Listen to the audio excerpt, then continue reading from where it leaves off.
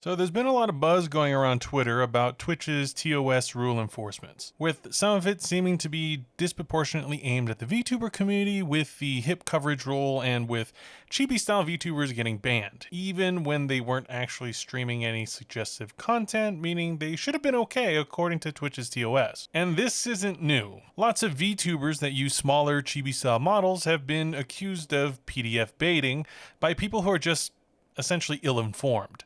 Because chibi is not the same as children. Chibi literally translates into small in Japanese and is an art style. Just like any cartoon that implements similar proportions would also be considered an art style.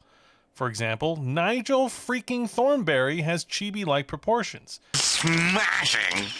A big-ass head that's almost as big as his body, but no one would ever think he's portraying a child. Oh, but Dando, it's because of his facial proportions. And probably that glorious mustache. Okay then, well I drew Mr. Thornberry with more typical cute facial proportions. Yeah, still not a child. Because the proportions of a chibi are not that of a child. Because if you saw a child walking around with this big ass head, these giant eyes with almost no nose, you'd think that's a fucking monster. So let's get it straight and call chibis what they really are.